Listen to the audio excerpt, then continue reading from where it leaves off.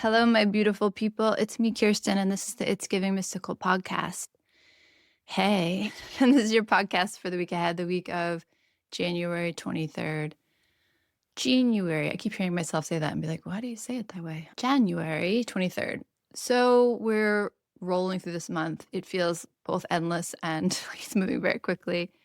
The message from last week was this energy around awakening to love, feeling the places where new channels wanted to open, new energy wanted to flow in new directions through your system, through the system.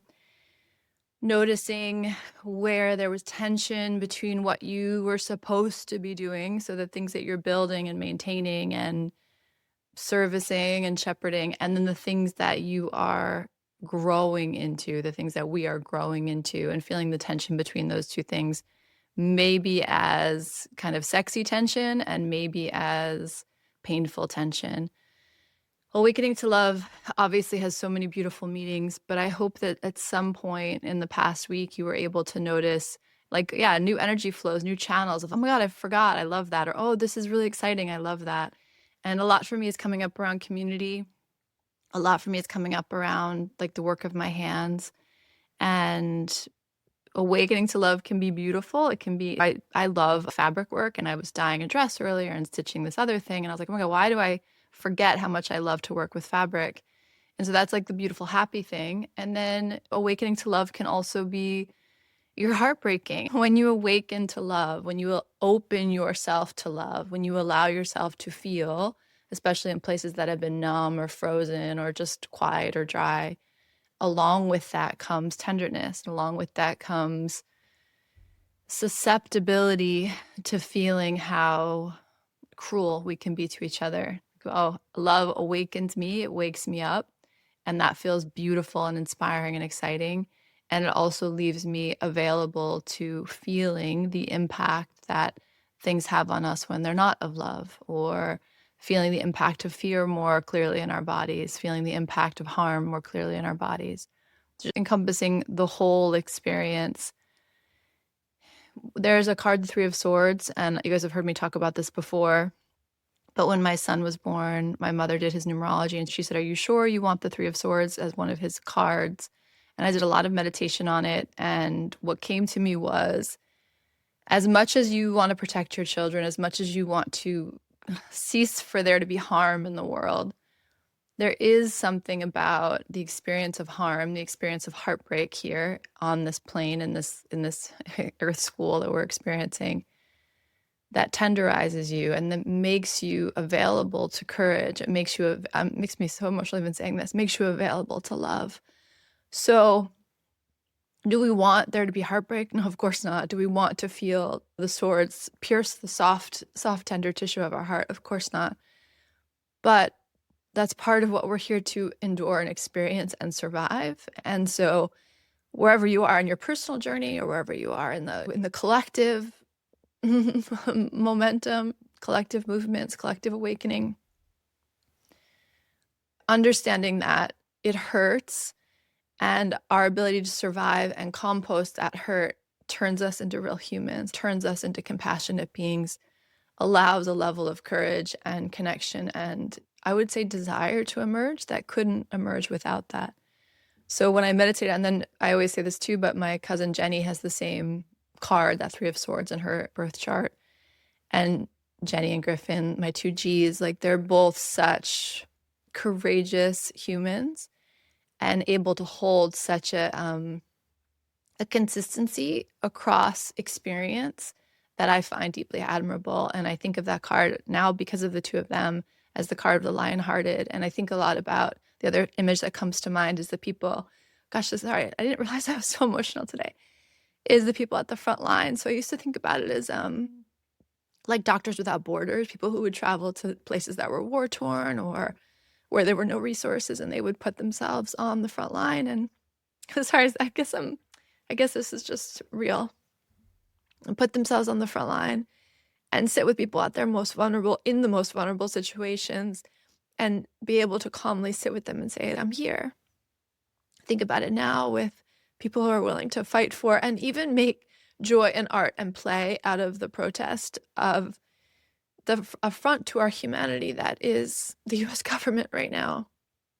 And I think about the things that move you so deeply that they force you to step onto the stage, and whatever that means for you to step into the fray, whatever that means, without fear. Or maybe not without fear, but without hesitation. Even with the fear, you know where you're meant to be.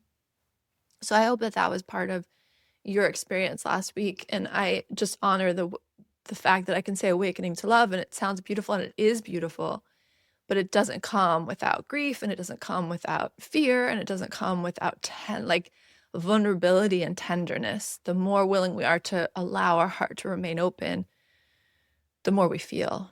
And the more we feel, the wilder it gets. And that's a beautiful thing, but we're also human, and we're also like tender creatures. And so to open yourself up to that is so important. And it's also the warrior's path. Call that the warrior's path for a reason. So I acknowledge that that is also part of the experience that occurred last week. And it's not like we just pulled the Ace of Cups, right? We pulled the Tower with the Ace of Cups. There's a shaking of the system that is necessary and part of our evolution, and also difficult. So just acknowledging the whole range of that. I'm going to tell you want to hear a story? Okay, skip this if you don't want to hear a story. You want to get to the card. The card I pulled for us this week is the Devil, FYI. Okay, so here's the story for you. Most of you know this, have been single since the spring, and purposefully single, like not dating, not speaking to other people, like just focusing on taking care of myself, coming back to myself. The end of my relationship was incredibly draining, and I just forgot who I was and needed to kind of come back to myself. And part of that experience has been an experience with my body. So taking really good care of my body, having almost a wild love affair with my own body. And that sounds sexy, but it's also about the foods I eat, and it's about how I move through my day, and it's about how I strengthen myself. It really has to do with like, how would my own best lover, like how would they structure my day? And then structuring my day that way, like taking care of myself with that level of tenderness and care. And part of that experience is connected to what we're doing in Wild Woman this month, which is moving from how it feels to me. So structuring my time, saying yes, saying no, because it feels like what I want. It feels good in my body. And part of what the Wild Woman discovery will help you uncover is how most people are operating outside in. Most people are operating, well, how does it look? How am I perceived? What is the judgment? What does it look like? Am I accepted and approved? And I don't say that with judgment or why would you do that? I do it too. It's how women mostly are trained to inhabit their bodies. We learn how to measure how it looks, how we look, before we measure how we feel. We kind of put our needs secondary at best. And so when you start to navigate that way, it's really nice. If you have, thankfully, I have a lot of resources and power in my life, and I can make choices that are aligned with that. I've set up my life to have a lot of freedom that way, and I can move accordingly to what feels appropriate and right and good and nourishing for me. It doesn't mean I don't work hard, but it means that even when I work hard, I'm choosing that. That's a choice I get to make. And I'm just now starting to orient to partnership, relationship, romance, all of that. So while I was in that bubble, my energy was like, don't come anywhere near me. And that was a good, safe bubble. And then as I move out into the world, my energy opens towards other. And one weird thing that keeps happening to me, and it's really been like, what do you call that? Like a craw, like something stuck in my, like really bothering me. And I can't figure out why it bothers me. So I'm going to share this story with you and share with you what I came up with. And I do think it's very telling about the distinction between moving from the inside out and then noticing how quickly the world tries to convince us to move from the outside in. Okay. So there's a gentleman in yoga who approaches me after every class. I am not interested. It's not welcome, but he is persistent. And yoga to me, because we also know I'm not a great athlete, yoga to me is a prayer. I go and I get on the mat every day as a prayer and a devotion and a dedication to my body, to say to my body, I'm with you, to say to my body, you matter, to say to my body like this, you are precious and sacred, and I'm going to attend to you in a way that's loving. So when I'm on the yoga mat, it probably doesn't look very good, but it feels right, and it feels strengthening, and it feels very loving. So for me, yoga is like a prayer. Like when I go to yoga, I don't go to perform, I go to be, and I have a lovely studio here that really supports that. And so when this gentleman comes up to me after class every day and he comments on what I'm wearing or he comments on my practice, I find it super offensive. And it came to me that I find it so offensive because it would be like witnessing someone at prayer and then stopping them on their way out of the church and being like, I like what you wore to prayer today. And I really noticed that you're dedicated to prayer and you're doing a great job praying. It's like, how dare you? How dare you speak to me in this space that I'm in? This is like sacred space to me. How dare you perceive me in that? And comment like you have any right to be here. That's the way I feel. And I've noticed that I have to defend myself against this energy, which sucks because I love this yoga studio and I love this yoga class. I've noticed I notice him in space and I'm trying to orient around him and I'm trying not to put my mat anywhere near him and all of that. And it really got under my skin. And I was in practice the other day and I was like thinking about how he was perceiving me. And then I've been working with Ganesha a lot, my beautiful elephant with his belly pushed up against my face. And so I said to Ganesha, like, what is this, right? And that whole prayer analogy came to mind. And then I realized that I still have in my system ways in which I orient to manage his messy desire, his messy behavior. And I don't need to do that. Like, I am not in physical danger. I could kick his ass if I wanted to. This is not an unsafe place for me. But then wiring in me to make myself smaller, to keep him at a distance, runs deep. And so the invitation for me in my like meditation on this, in my prayer around this, in my yoga practice was, Kirsten, this too is a gift. You need to remember what you're here to do, and you're here to stay in your body. You're here to stay in what you want and to not orient to what someone else would expect or what his desires or whatever. It literally makes me want to vomit. I find it like disgusting. So anyways, so I sat there and then Ganesha, who I'm working with, I said to Ganesha, like, what is this? And he showed up on my mat. And my version of Ganesha is so beautiful. Like, he's just this big, lovely elephant with this light emanating from him. And he put his like little trunk against my cheek and he just sat at the end of my mat. And then I like could feel myself enveloped by him. And that was when the language came through, like, this too is a gift. This too is a reminder that you don't need to move in the world you don't need to be outside looking in. You can stay inside. You are safe to stay inside.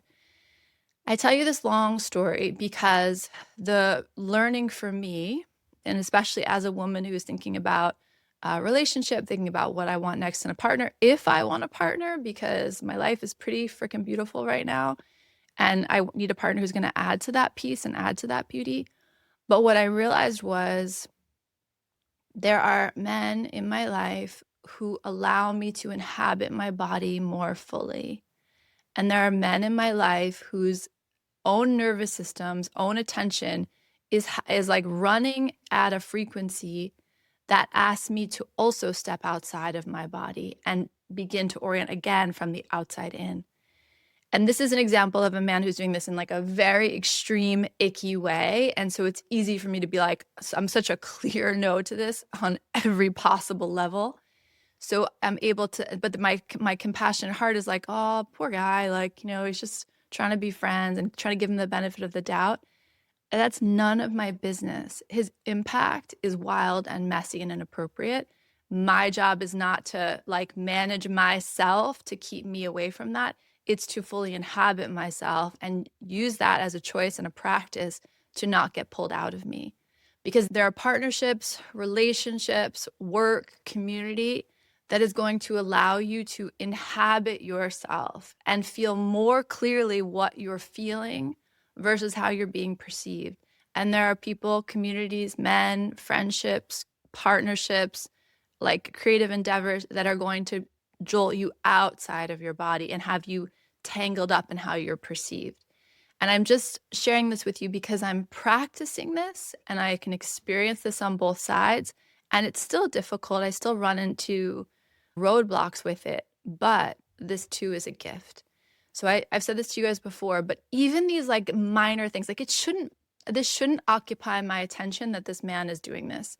But because it's occupying so much of my attention, especially in my practice, which is normally a very peaceful place, it's revealing to me so much. It's like waving a red flag and trying to say, look at this. This is something to notice. This is something you can practice with. This is something you can learn from. This too is a gift. And it's that, I think it's the Mary Oliver, right? Someone gave me a box full of darkness, and then I realized this too is a gift. It's all a gift. It's all teaching you. So it brings me back again to the larger dynamic right now. Is our heart cracking when we see the way that humans are treating humans, the way that power is being wielded in the world right now? Yes. Is that also a gift? I believe yes. And it's like hard to say and hard to stomach. And I'm also saying that from a safe place. And so it's a huge caveat to this. But this may not be a safe place forever. And will I still believe that? I hope so. I hope I'll still have the perspective to stay with who I am, to stay with my heart, to stay with what I know to be right, and to not let anyone pull me out of that. And that's why I say to you always, come back to your breath. When you feel yourself feeling anything, angry, afraid, rageful, hopeless, come back to your breath. Give your body permission to stay online and give it the possibility to stay online, and continue to do that. And that over time will build a safe place in your own system, will build a place of congruence in your own system. And that will be more powerful than maybe you can anticipate, or maybe you can really even know until you've tried to experience that. And then my last point is for when you are navigating things, relationships, people, romance, partnership, work, community, notice where you are invited more fully into your body in that space. There's a more natural movement into, what does this feel like for me? Do I have permission here to feel what this is like for me? And what are the places that bring you out into perception, out into protective mode?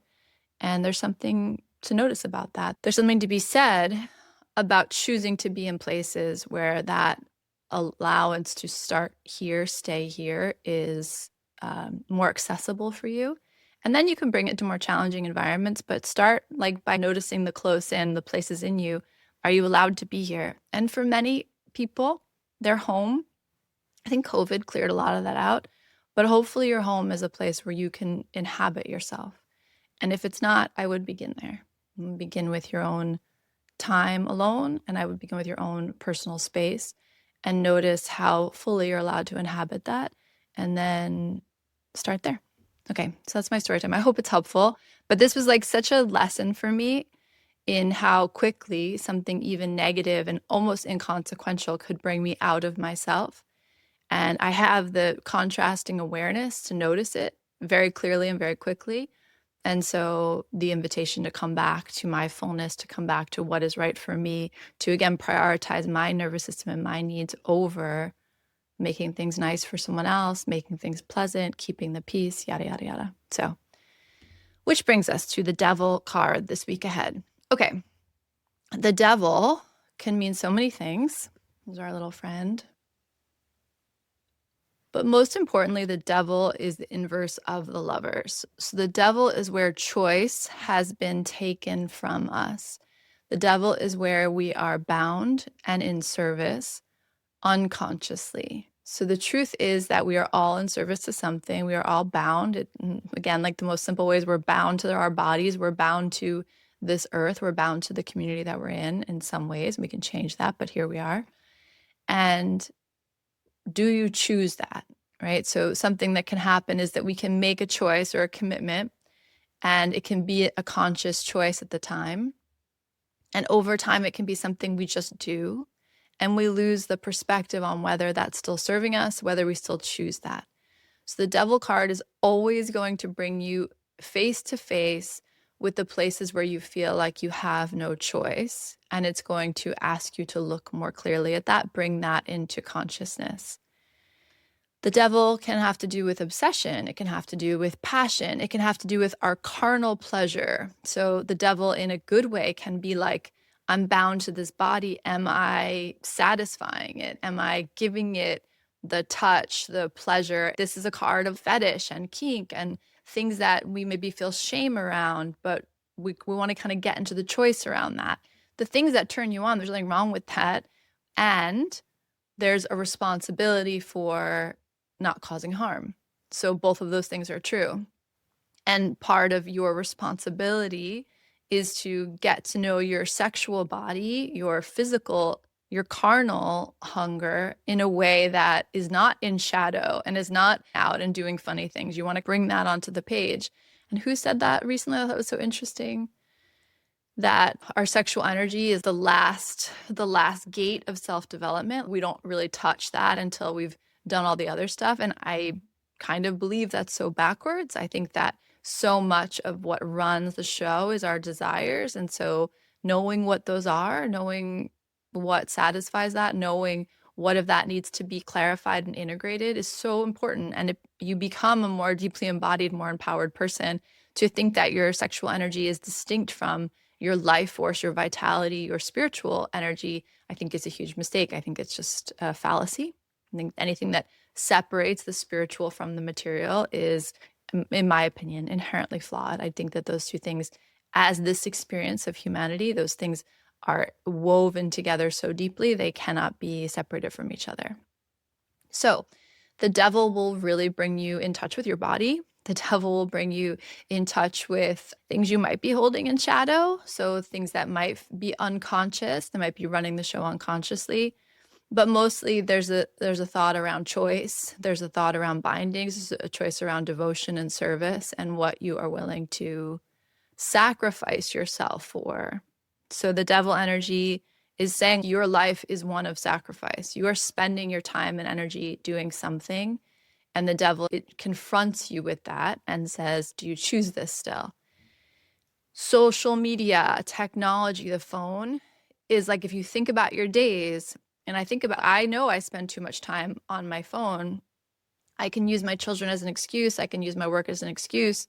But is there some part of me checking out or disassociating into something that is a choice, and yet I might have a million reasons why I need to choose it or why it has to be that way?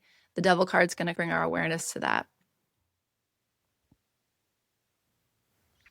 The devil card is inherently about relating. It's about both internal relations, so my divine feminine, my toxic feminine, my divine masculine, my toxic masculine, how that gang's hanging out, like what's happening there in that internal dialogue. Comes back to what I was saying. Notice if you are allowed to inhabit your body and feel your needs and wants when you're by yourself. There are many people, so there's no shame in this, many people who've for 20, 30, 40, 50 years been taught to orient to others first, to orient towards the system first, to manage the system before they manage themselves, to manage the system at the sacrifice of themselves. And the devil card is, did you see you're doing that? Did you notice that all the ways you're talking about how everyone else needs to change, but you're not a safe place for yourself? Do you see how you put yourself on the altar, how you sacrifice yourself? That's going to come up with the devil card as well. So this idea of where are you sacrificing your precious time, and does it feel good? Does it feel right? Does it feel like you still choose this? The very boring one. I've said it 1,000 times on this podcast, but the moment where as a mother, you're like, well, me as a mother, I'll speak for myself, where I'm like, I cannot come up with another dinner. What do you mean I have to make dinner again tonight? What do you mean I have to go back to the grocery store? And the reorientation, which can sound so ungrateful to the right ears, but there's also like the truth of it. Every day, freaking have to come up with something to feed everyone. And this idea of, I don't have to make dinner, I get to make dinner. I get to put my healthy body in my working car, go to my amply supplied grocery store, choose whatever I want, put it together in a beautiful way, and watch my children consume healthy foods as we talk and laugh and spend time together. I mean, when you put it that way, Kirsten, how do I ever complain, right? But we get into this kind of trap, these chains, these bindings where we say, oh man, not again. It's like, no, check yourself. What would you rather happen? Are you happy that your children are in your home and you can feed them a healthy meal? 100%. okay, so I choose that binding. I choose the fact that I need to put some magical dinner on the, and not magical, sometimes it's not magical, but some healthy dinner on the table every night. And I can reorient around that. So that's like a silly kind of basic one. And yet, any mother knows it's a huge difference sitting in the kitchen being like, I get to do this versus, oh my God, I've had it, I'm done. So the devil is going to bring our awareness to that. What else will I say about the devil? My famous personal tarot story about the devil is when Hillary Clinton was running against Trump. And listen, make no mistake about my politics on this show. Like, I am not a huge fan of the Democratic Party, but I am a liberal through and through. And I believe in human rights, and I believe in protecting the vulnerable among us, and those things have never changed. The idea that when Hillary and Trump were running against each other, and at the time the thought was like, I kind of was like, of course she'll win. And Hillary Clinton, you can take her or leave her, but the idea of having a woman president was a really big deal at the time. And I remember how proud I was to go vote for her, and what it meant to me. I didn't even realize. You talk about representation, you talk about putting people in power, and you get it. But then when you see someone ascend to a level where they haven't been before, and you get to collude in that, you get to celebrate that, there's something so powerful that happens. And I remember being so proud to show my daughters that she was running and all of that. And then the night of the election, I remember pulling a card to see what was going to happen. It was the devil. And I remember being like, oh my God, Trump's going to win. And then I remember saying, okay, then what would that mean? Why would that come? And the thought was, because we need to excavate all of the darkness, all of the bindings, all of the commitments, all of the sacrifices we've made that we're not agreeing to anymore, like we're not conscious of. Like, this country was built on the bones of oppression, of harm, of violence. And the idea that it also has freedom there, right? It also has expansiveness and possibility, but there's darkness in our bones and there's darkness in our foundation. And I knew that him getting elected was part of a great excavation that was going to come. Unfortunately, those roots run deep, and we're still watching that happen. But I do come back to that, because I do come back to this idea that there is a necessary purging of some of these really dark, really harmful egregores that exist in our system. And Trump is holding the position of the one who helps us see. And it's ugly what we see, but it also, it always existed. And this came up in Wild Woman the other day in one of our conversations. We don't always want to look at the ugliness, the darkness, the commitments, the sacrifices, the bindings, but they exist. So whether we are willing to look at them or not, they still activate and run part of the show. And so part of getting free is looking at what's happening in our own system and being willing, and the system, and being willing to look at the darkness and look at the hard things and survive them and say, like, okay, I'm not going to turn from what is anymore.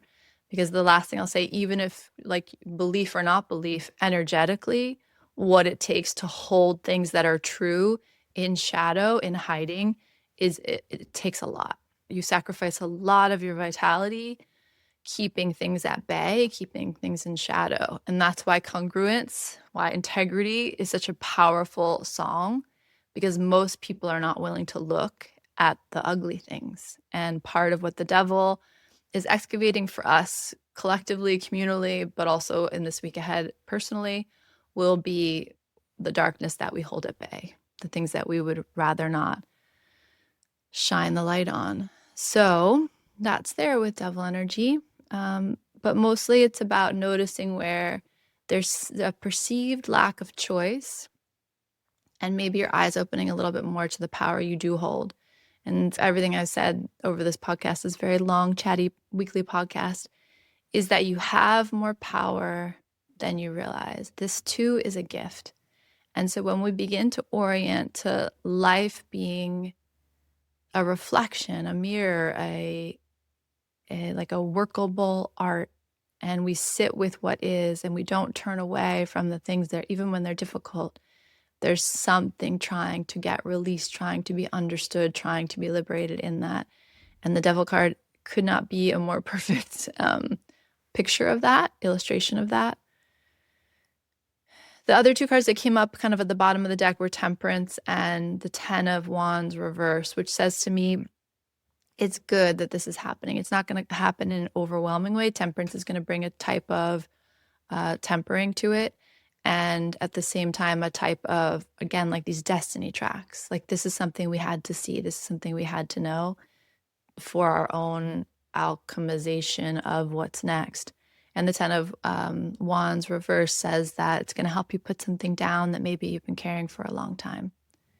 Sometimes we don't even realize we've been carrying something. We don't even realize something's a burden or a bind to us until we are free of it, or until we see it from a different perspective, and then we're able to put it down or shift how we carry it, right? It's not the load you carry, it's how you carry it. That is the key lesson of the Ten of Wands, particularly the Ten of Wands reversed. Listen, I hope that winding podcast was helpful. I hope it brings you some information, clarity, perspective that was helpful. And I know that it's very draining to be in the world and of the world right now. And I at least will be a voice saying to you, you get to take your time. You get to inhabit your body. You get to move in a way that is loving. You get to be a safe place for yourself. That is all possible. And that does not prohibit you from engaging. It doesn't prohibit you from being part of the change you want to see in the world. My argument, my thesis, if I had to write one right now, would be that it's the only way we can change what's happening, is to learn, what does it feel like to be safe? And how can I be that for myself? And how can I then, when I feel ready, be that for more people, for more community, in my relationships, in my home. Aho, mamas and papas, and sending you so much love. And I will talk to you very, very soon.